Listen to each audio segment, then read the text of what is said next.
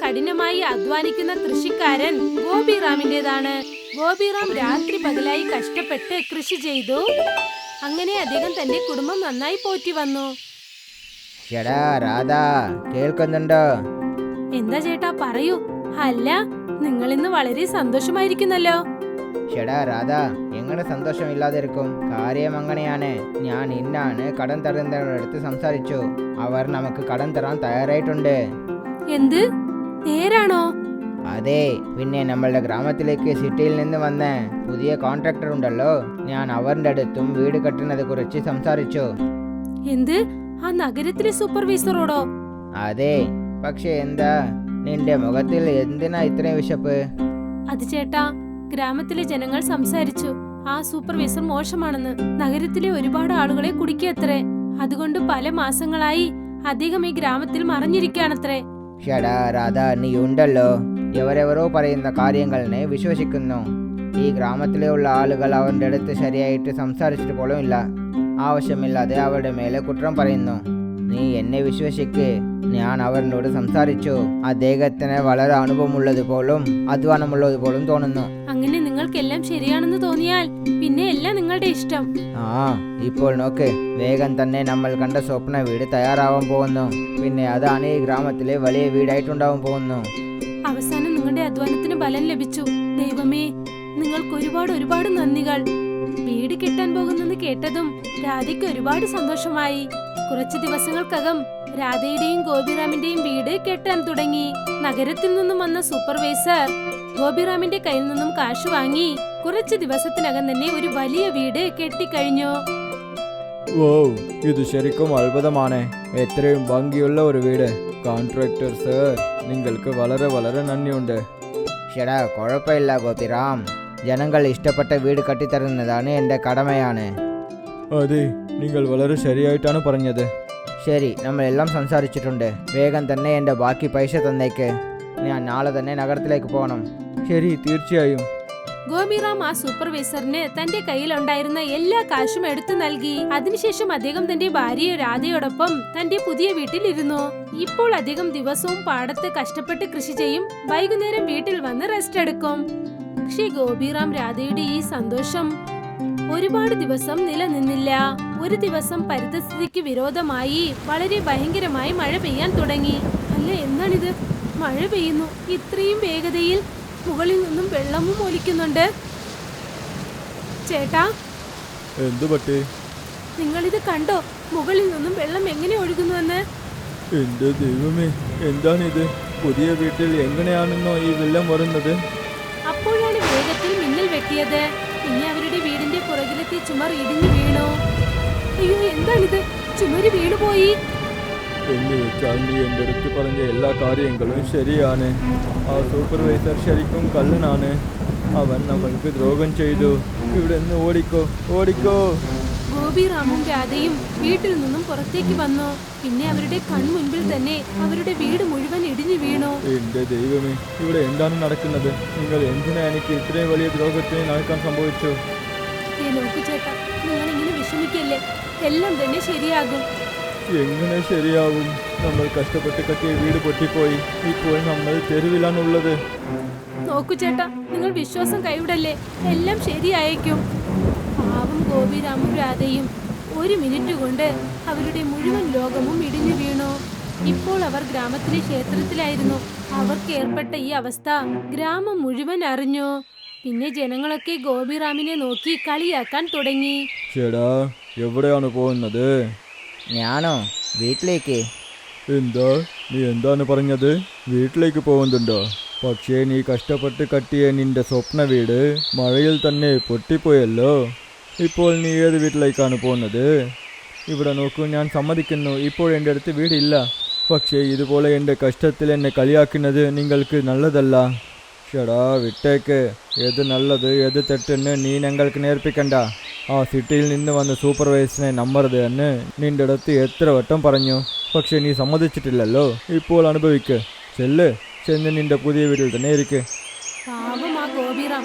തനിക്കുണ്ടായ ഈ അവസ്ഥയ്ക്ക് തന്നെ സഹായിക്കുന്നതിന് പകരം ജനങ്ങൾ അദ്ദേഹത്തെ കളിയാക്കി. അതുകൊണ്ട് അദ്ദേഹത്തിന്റെ സങ്കടം വീണ്ടും കൂടി. ഇപ്പോൾ ഇപ്പോൾ ഗോപിറാമിന് ഒന്നും മനസ്സിലായില്ല, എന്ത് ചെയ്യണമെന്നും അറിഞ്ഞില്ല. അപ്പോഴാണ് ഒരു ദിവസം രാത്രി ക്ഷേത്രത്തിന് പുറത്ത് ഒരു മരത്തിനടിയിലിരുന്ന് അദ്ദേഹം കരഞ്ഞത്. ഞാൻ എന്തിനാ ഇങ്ങനെ ചെയ്തതെന്ന് അറിയില്ല. എൻ്റെ വീട്ടിനെ എൻ്റെ കൈകൊണ്ട് തന്നെ നശിപ്പിച്ചു. എന്നെ വിചാരിച്ചാൽ എനിക്ക് അവമാനം തോന്നുന്നു. വളരെ അവമാനമായിട്ടുണ്ട്. രാധാവും എൻ്റെ അടുത്ത് പറഞ്ഞു, സൂക്ഷിച്ചിരിക്കണമെന്ന് പറഞ്ഞു. പക്ഷേ ഞാൻ അവൾ പറഞ്ഞ കാര്യത്തിനെ ഏറ്റിട്ടില്ല. ഞാൻ ഒരു മണ്ടനാണ്, വളരെ വലിയ മണ്ടനാണ്. ഗോപിറാം തന്നെ വഴക്കു പറഞ്ഞുകൊണ്ട് കരഞ്ഞുകൊണ്ടിരുന്നു. അപ്പോഴാണ് അദ്ദേഹത്തിന് ഒരു ശബ്ദം കേട്ടത്. ഷടാ, ഇങ്ങനെ കരയല്ലേ, കരയുന്നത് നല്ല കാര്യമല്ല. ഈ ശബ്ദം എവിടെ നിന്നാണ് വരുന്നത്? ഞാൻ ഏൽക്കുന്നു, ഈ ജീവിതം നിങ്ങൾക്ക് വളരെ അന്യായം ചെയ്തിട്ടുണ്ട്. പക്ഷേ ഇങ്ങനെ ഇരുന്ന് കരഞ്ഞാൽ എന്താണ് സംഭവിക്കും? നിങ്ങൾ തീർച്ചയായും ഇതിനെ എതിർത്ത് പോരാടണം. വീണ്ടും അതേ ശബ്ദം വരുന്നുണ്ട്. ആരാണ്? ഇവിടെ നോക്ക്, നിങ്ങൾ എവരെങ്കിലും ശരി എൻ്റെ മുൻപിലോട്ട് വരണം. ഇങ്ങനെ കളിക്കല്ലേ. ഞാൻ എവരുടെ ചതിയിലും കുടുങ്ങാൻ ഇഷ്ടപ്പെടില്ല. അതുകൊണ്ട് മുൻപിലോട്ട് വരണം. ഞാൻ നിന്നെ കൊടുക്കാൻ സരിയൊന്നും ചെയ്തിട്ടില്ല. ഞാൻ നിനക്ക് സഹായം ചെയ്യണമെന്ന് വിചാരിക്കുന്നു. സഹായമോ? അങ്ങനെയാണോ? എന്ന് വെച്ചാൽ മുൻപിലോട്ട് വാ. നീ ആരാണെന്ന് ഞാൻ കാണണമല്ലോ. നീ എന്തിനാ എന്നെ സഹായിക്കണമെന്ന് വിചാരിക്കുന്നു? അപ്പോഴാണ് മരത്തിനടിയിൽ ഇലകളൊക്കെ കൂട്ടം കൂട്ടമായി ചേർന്നത്. ഷേടാ, എന്താണിത്? അപ്പോഴാണ് ഒരു അതിശയം സംഭവിച്ചത്. ആ ഉണങ്ങിയ ഇലകൾക്കിടയിൽ നിന്നും ഒരു ജിന്ന് പുറത്തേക്ക് വന്നു. ഷേടാ, എന്താണിത്? പറയൂ ഗോപി, നീ എങ്ങനെയുണ്ട്? ആദ്യം നീ ആരാണെന്ന് പറയൂ. ഞാനൊരു ജിന്നാണ്. എന്നോ വർഷങ്ങളായിട്ട് ഞാൻ ജനങ്ങളെ സഹായിക്കുന്നുണ്ട്. സഹായമോ? പക്ഷേ എങ്ങനെ? എല്ലാവരും എൻ്റെ അടുത്ത് അവരുടെ പ്രശ്നം പറയും, പിന്നെ എൻ്റെ മായം കൊണ്ട് ഞാൻ അവരെ സഹായിക്കും. എന്ത് മായമാണോ? അതെ, മായമാണ്. ശരി, പറയൂ, നിന്റെ പ്രശ്നം എന്താണ്? ജിൻ കേട്ടതും ഗോപിറാം ഒന്നും മറച്ചു വെക്കാതെ എല്ലാ കാര്യങ്ങളും പറഞ്ഞു. തന്നെ പറ്റിച്ചതിനെ കുറിച്ച് എല്ലാം പറഞ്ഞു. ഇത് കേട്ടിട്ട് ജിന്നിന് ദേഷ്യം വന്നു. എന്ത്?